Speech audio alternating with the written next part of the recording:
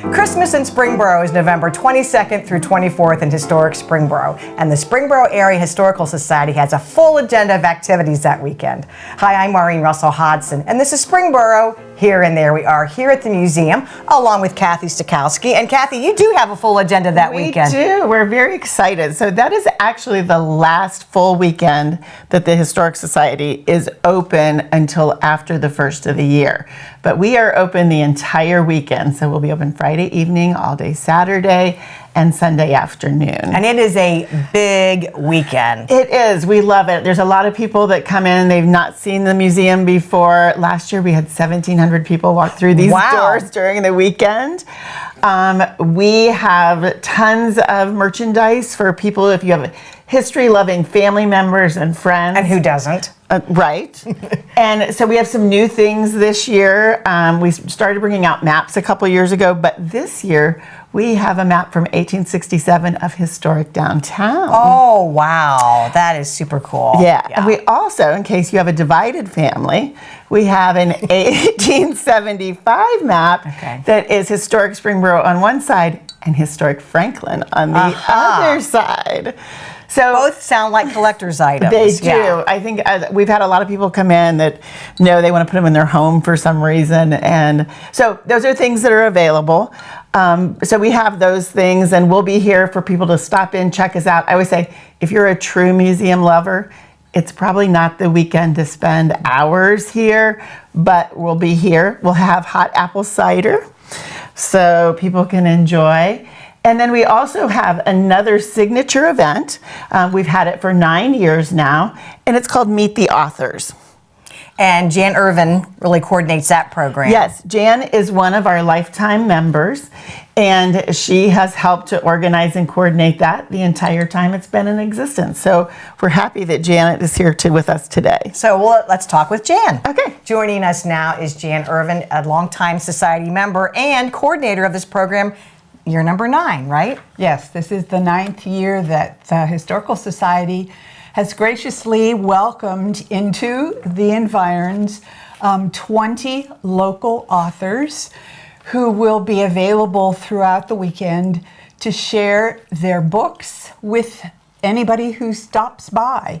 And I'm always excited because almost always I know all of these people. I have read their work, and I'm very glad to be able to share the talent that we have in our local area. Well, I was going to say 20 authors sounds like a lot, and they're all local. That's amazing. We're a rich area for writing. Absolutely. Yeah. And I think many times people see the coast, the East and the West Coast authors as the ones that are traditionally published and get most of the acclaim. But we have so much local talent that I feel honored to bring this to anyone who comes to the festival. Well, tell us how this works. There's one author at a time in this room, or? Actually, we will be in this room, and there will be 4 authors during each 2-hour period.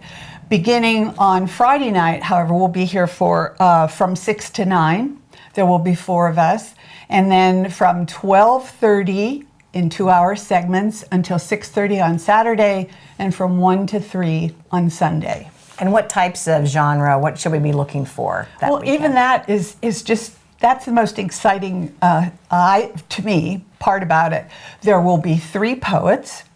We will have a bilingual children's author. Sharon Underwood will be here on Sunday, and her books are lovely, illustrated, and allow children to see the use of 2 languages, Spanish and English.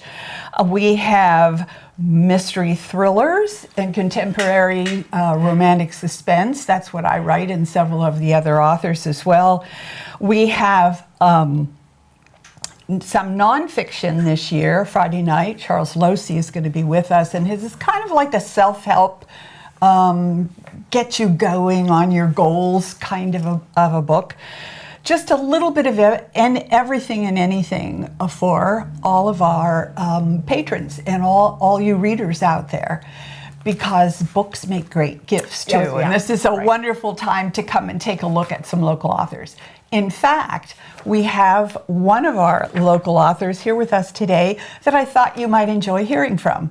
Tim Stonecash. Hi, Tim. Welcome. Hi, nice to be here. So before we jump into your book, you have a little bit of Springboro history as well, right? Well, I've lived in Springboro about 40 years now. I grew up in Miamisburg, and my mother was actually born here in 1919. But her family decided that Springboro would never be more than a one-horse town, so they moved to Franklin. But then years later, I ended up coming back. Well, we're so glad to have you. Tell us about your book. Well, it's a book called Searching, and it's an auto-fiction book, so it's part biography and part fiction. It's about a young boy, begins when he's 10 years old and growing up in the 60s in Miamisburg, and all the different things that went on in this decade of the 60s with the civil rights movement, the Vietnam War, the cultural movement. He ends up in California with some of the people out there at that time, and then he ends up coming back and joining the military. So it's a travel through time. He begins when he's 10 and ends when he's about 17. So you said somewhat autobiographical, but what was your inspiration for writing the book? It started out as a memoir, and so I started documenting my life during that time, and I thought, boy, this is kind of boring. And so my publisher said, if it was fiction, it doesn't have to be true. You can make things up as you go. So I sort of combined the two, and it came up with a genre that I'd never heard of, autofiction. So it's an interesting story. I think that anybody who grew up in that time period or read about the 60s, it was quite a decade.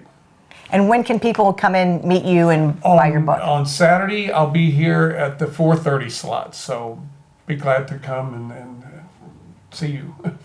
What's it like to take part in something like this Meet the Authors? And you're in this part of this as well. I mean, must be very exciting to meet local folks who read your work, your poetry, your stories. I think the biggest thing is that writing is a very solitary endeavor. When you are in front of the computer or working on your tablet or writing by hand, some people still do that. But if there's no one to read our work, then it kind of just falls into the great void. So readers are super important to us.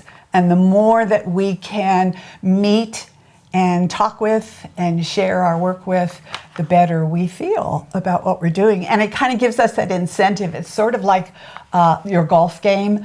When you hit a good shot, it brings you back again. Well, when you talk to readers, and you hear what they like to read and they kind of connect with you, or maybe they'll come back and say, hey, I read this book that you wrote and I really liked it. That makes a difference. How about for you, Tim? I think it's just great to be able to meet the people that are buying your book Yeah. and that are interested in those kinds of things that are going on, that you can tell them a little bit about their book, you spark their interest, and then they buy it and they take it, and then sometimes they'll write back to you or email you back, and what about this, or that was exciting, or that was interesting, or whatever. And it's nice to have the local connection that, as I said, I grew up just down the road from here, and all this takes place in this area. So when people read it, they're going to, I know that place. I've been there, yeah. I did that, yeah, and I relate to those because I either grew up in that time period or I read about those things. I read about the assassinations and the civil rights movement, the Vietnam War, and I can relate to some of that. Boy, you're really whetting our appetite for your book. That sounds Well, I hope so. fantastic. Again, it's November 22nd through 24th. You can go to the Facebook page for the schedule of all authors and also the website. You can also check us out at ci.springboro.oh.us. Make sure you come in. As you said, a gift of a story is the perfect gift. So we hope to see you at Christmas in Springboro right here at the Historical Society Museum.